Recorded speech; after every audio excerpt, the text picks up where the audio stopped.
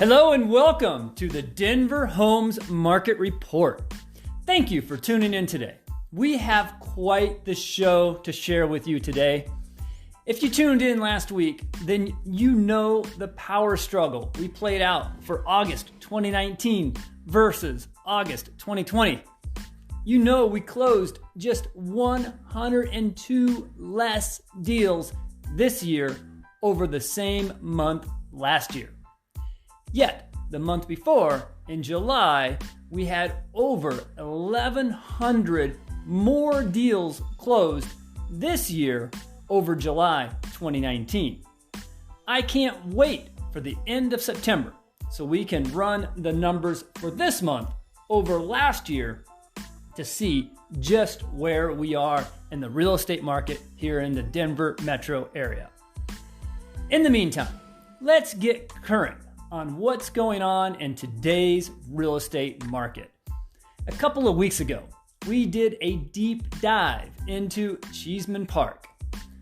So, since we are on this quest of featuring the downtown area, I figure why not take us all the way to Colorado Boulevard. From here, we'll work our way up and down the west side of Cobo, where we have so many amazing neighborhoods which are on the move in one way or another. Let's move just one neighborhood to the east of Cheeseman Park to yet another neighborhood centered around a major park. If you have not figured it out by now, Denver loves to identify neighborhoods based off a major park, with that particular neighborhood centered around such park. We see this all over Denver with Jefferson Park, La Alma Lincoln Park, City Park, Cheeseman Park, Washington Park, even Sloan's Lake is really identified by Sloan's Lake Park. Okay, you get the idea. We love our parks. So the natural progression is to feature none other than Congress Park. So here we are, the Congress Park neighborhood.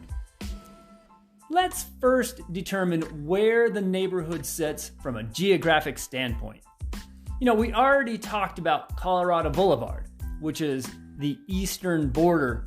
Then, of course, as many neighborhoods rely on Colfax, as in this case, on the northern border. Then to the west, you have York Street and the southern border being 6th Avenue. Congress Park has quite the history. The neighborhood got its start way back when it was platted into 10 separate subdivisions back in 1887 and 1888. You see, what caused this expansion of growth was started back in the decade covering 1880 to 1890. The population of Denver exploded from a near 35,000 residents to over 100,000. You think we have growing pains now? My goodness, can you imagine what the times were like back around 1880? We tripled our population in that one decade. Doing this while much of the land outside of where Aurora Campus, Lodo, and Civic Center Park sit today, outside of that little nucleus, was considered the suburbs. Today, of course, the city has grown, and what was then considered suburbs is now an integrated part of the downtown area. And with the invention of cars, and cars becoming mainstream, that has all changed.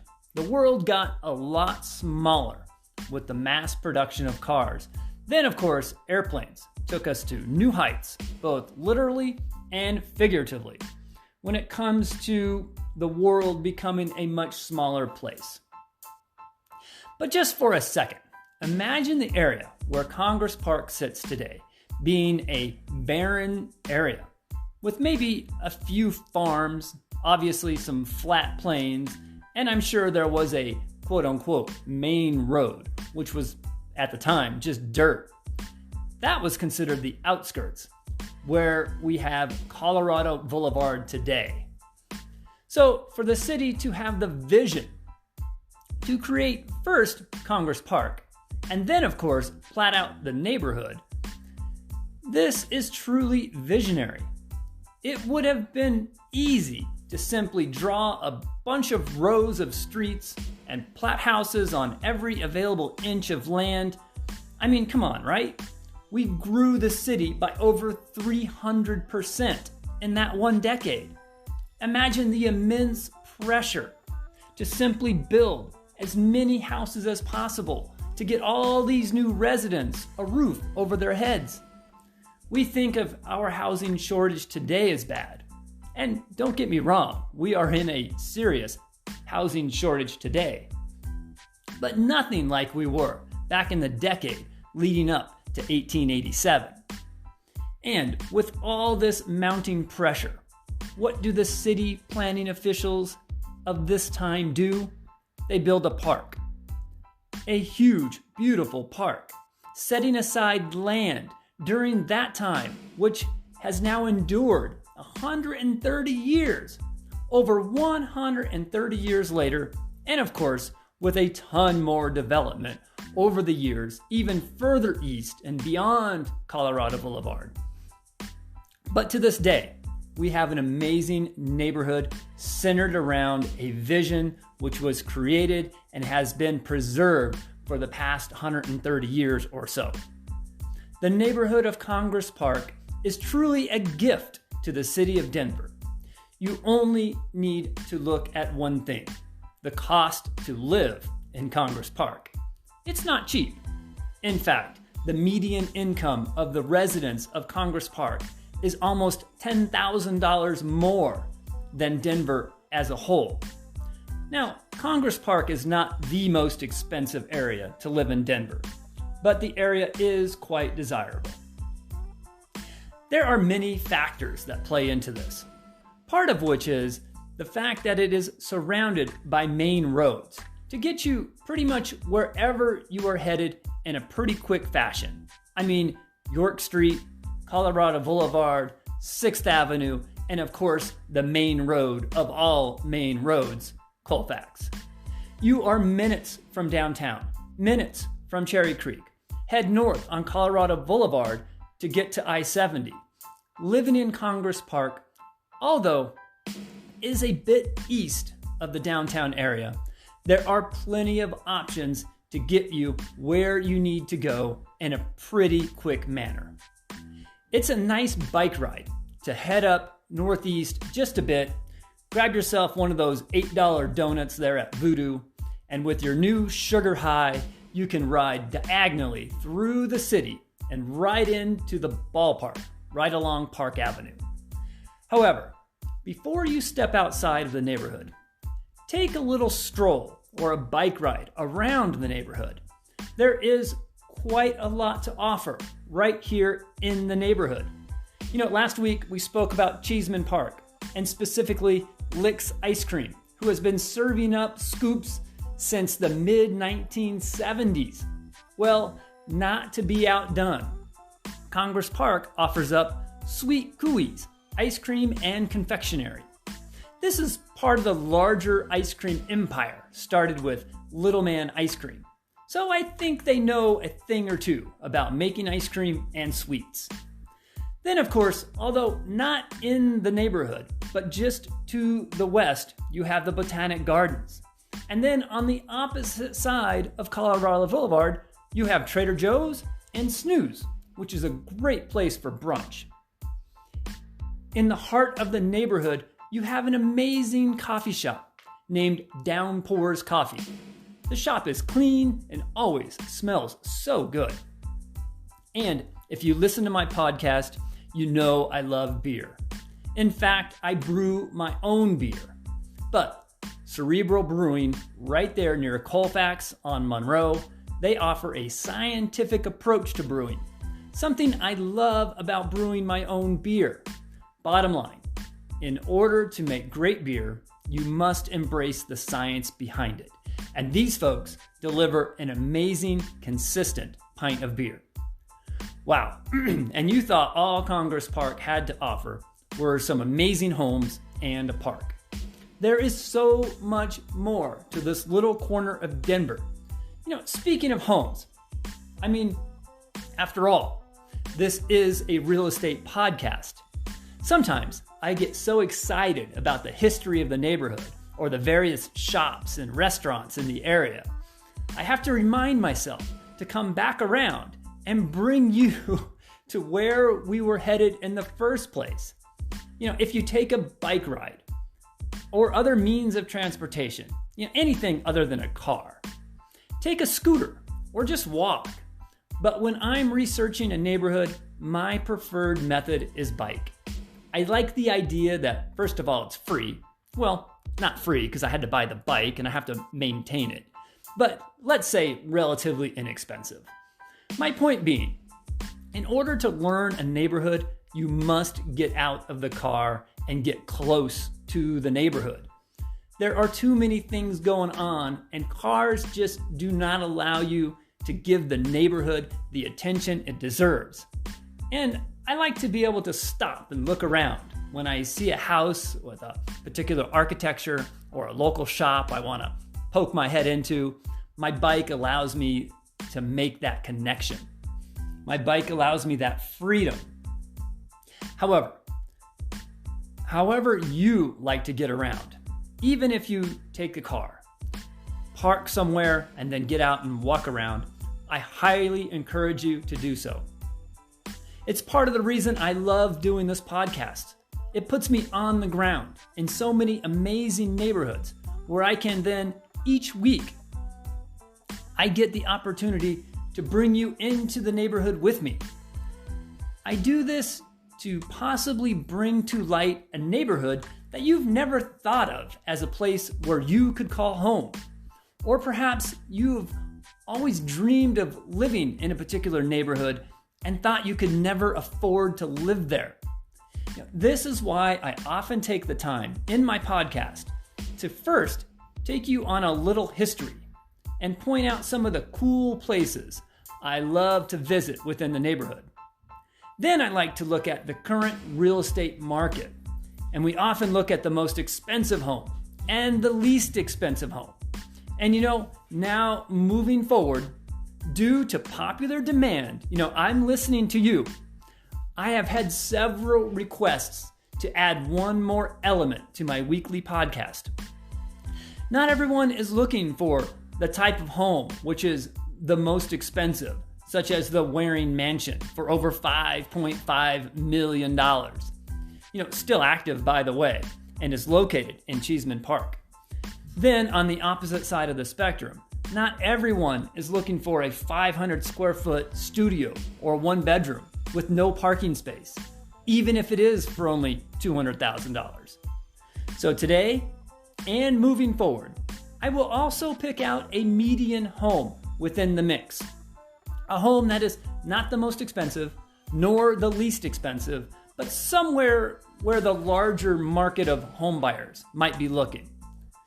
With all that being said, let's jump in right here. And just so you know, you have the exact same access to this information which I do.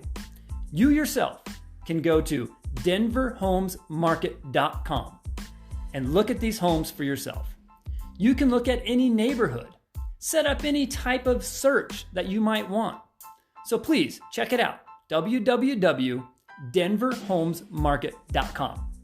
Okay, so now I'm in my website. I'm drawing my map around our beloved Congress Park neighborhood here. There are 25 homes currently available for sale. Let's first look at the most expensive home. Wow, $1,075,000. This one's listed by Realty Professionals, LLC. This is a beautiful home located at 1170 Josephine Street. This home shares the same architects as the famous Molly Brown and Castle Marne house by William Lang and Marshall Pugh.